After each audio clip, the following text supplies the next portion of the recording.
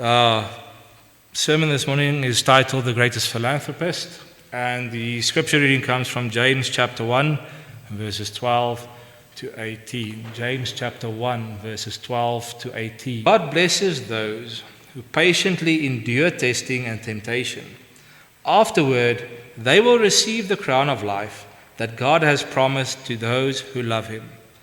And remember, when you are being tempted, do not say, God is tempting me. God is never tempted to do wrong, and He never tempts anyone else.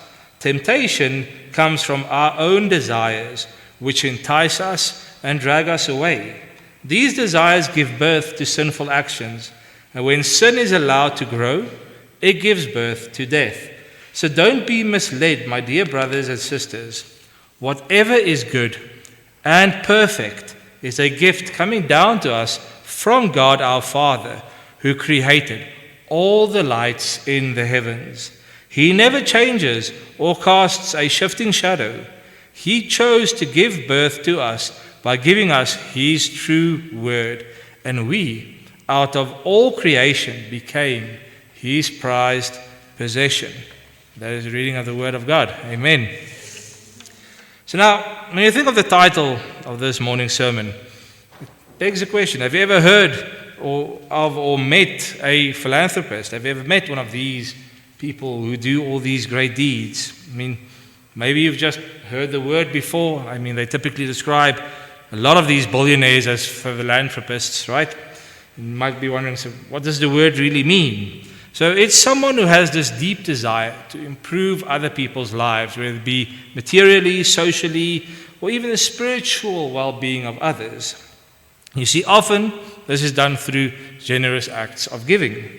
Such a person would willingly give their time, they would volunteer, they would donate, they would give their resources, and they would give their abilities to make someone else's life better. That is what they do. You see, in our modern world, we can think of several well-known philanthropists, like Bill Gates. He's committed vast portions of his wealth to charitable causes. In fact, when he dies, he said his children are not going to get his money, they're all going to charities, which is also something interesting that he has decided. Others have also invested millions into education, into healthcare, into humanitarian efforts around the world. When we hear these stories, we rightly, applaud them and we admire their generosity. However, I would like to today introduce you to a philanthropist who stands far above them all. You see, he's not merely generous, he is the greatest giver who has ever existed. According to James chapter 1, verses 12 to 18, God has given the greatest gift to the greatest number of people. His generosity is entirely unmatched. His grace is immeasurable, and His love is beyond all comprehension. So as we walk through this passage together, we will see four extraordinary gifts that God, the greatest philanthropist, has given to us as humanity. The very first gift that He has given us, which is most definitely one of the greatest, is the gift of His Son. The gift of His Son. Now, in some translations of the Bible, they render the word not just who created the lights in heaven, but they call Him the Father of lights, especially in like the King James Version.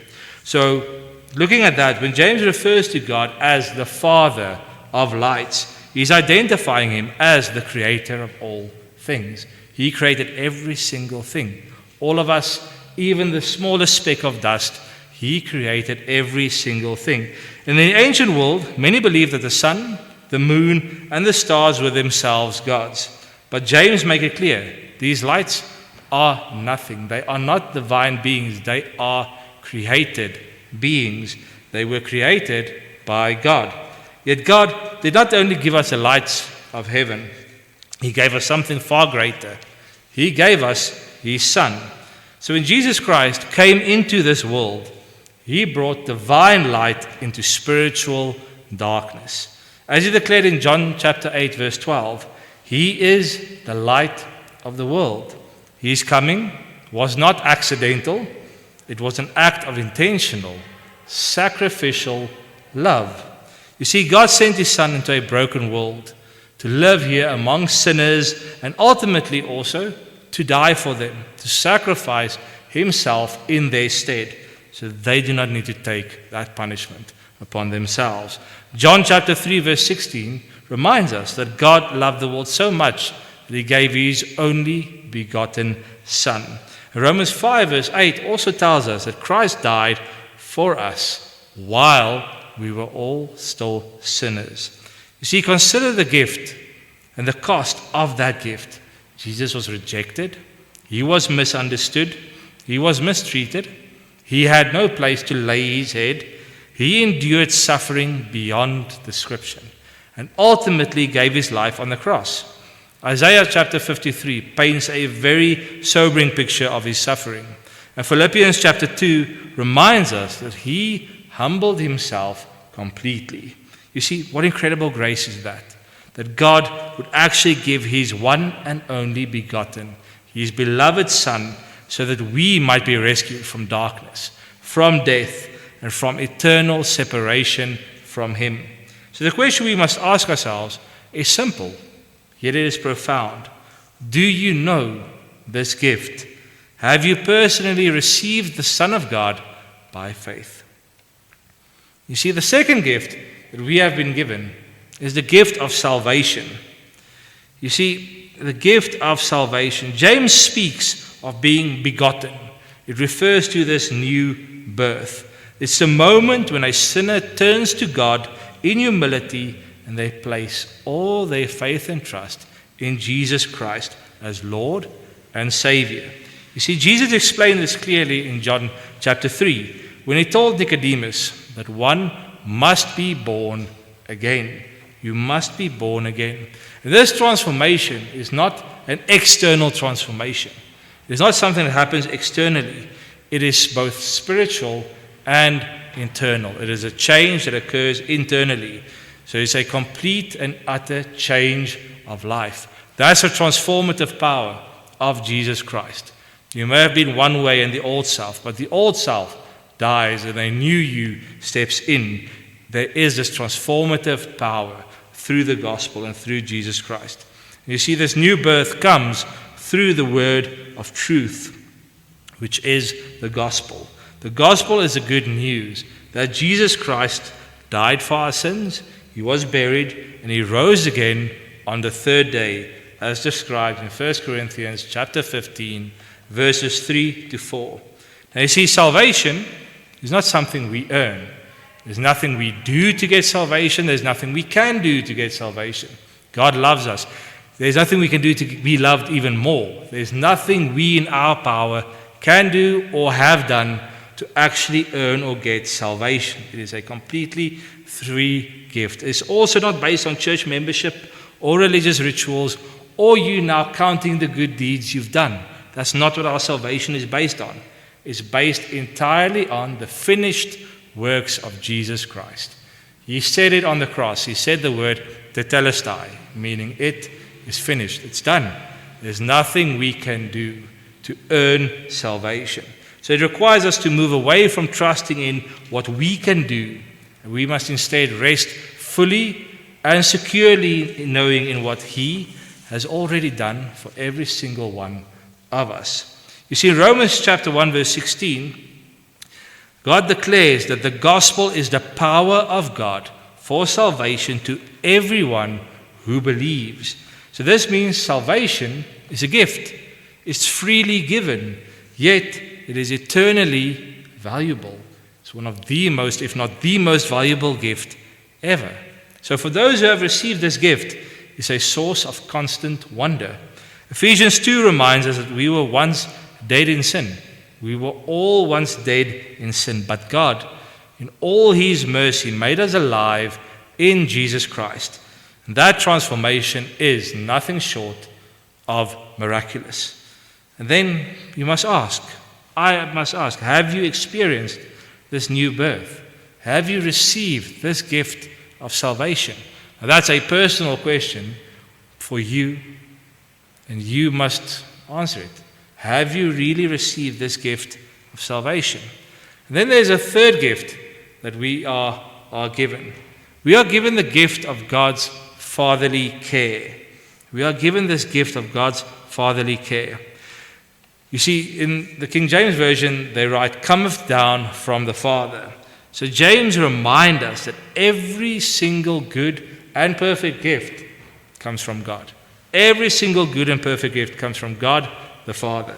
And the title is deeply significant because it speaks of a relationship, speaks of care, and it speaks of responsibility. You see, when we come to Christ, we are not merely forgiven. We are adopted into a new spiritual family. We are adopted into the family of God Himself. We are adopted into the family of God. Romans 8 verse 15 tells us that we receive the spirit of adoption by whom we cry, Abba, Father. So in the ancient Roman world, adoption was a powerful and permanent act. An adopted child received the full rights as a legitimate heir of whoever adopted them. Their old identity was completely and utterly erased. They were given a new name, they were given a new family, and they were given a new future. See, nothing of the past was left. And this is exactly what God the Father has done for every single one of us. When we are saved, we are then brought into a new, lasting relationship with Him. We are no longer outsiders.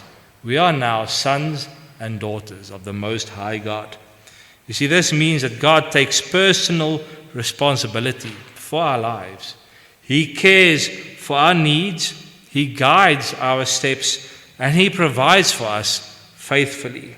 You see, Jesus reassures us in Matthew chapter 6 that our Heavenly Father knows exactly what we need, even before we've gone to Him in prayer to ask for it. He knows.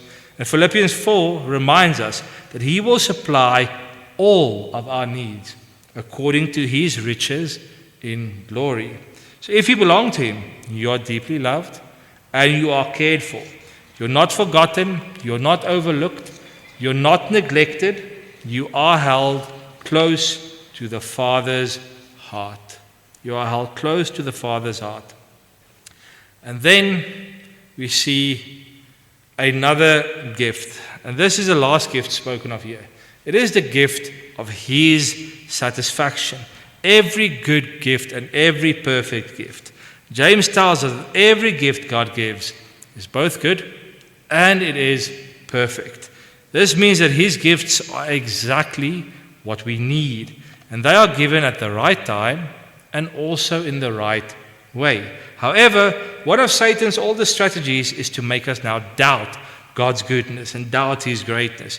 You see, in the Garden of Eden, he suggested that God was withholding something good from Eve, and He used the same tactic when He was tempting Jesus in the wilderness. And He continues to do the same thing today. He whispers God is unfair, that He is holding back blessings, or even that we might deserve better. But the truth is the exact opposite. God has already given us far more than we could ever deserve. Ephesians 1 verse 3 says, He has blessed us with every spiritual blessing in Jesus Christ. God's gifts bring true satisfaction. Psalm 107 verse 9 tells us He satisfies the longing of every soul. Everything He gives, whether it is salvation, hope, peace, or eternal life, is complete and is completely fulfilling. Unlike the shifting shadows of this world and the changes of this world, God never changes. God does not change. His goodness is constant. His generosity never fails. Also, His faithfulness never fails. So those who walk with Him and trust Him never walk away empty. They discover that He alone truly satisfies the deepest needs of any and all human hearts. So again, have you met the greatest philanthropist? God has given more than anyone else ever could. He has given His Son. He has given us salvation. He has given us His fatherly care and His perfect, satisfying gifts. So if you have never come to Him, then today is the best day to respond. Come to Him in faith and receive what He freely offers to you. And if you already know Him, but maybe you've drifted away a bit, then this is the moment now to return. Don't delay it. This is the moment to return. Renew your walk with Him. Draw near again to the One who has given you everything you may ever need. Draw close to Him. There's no better time than right now. There is no better time.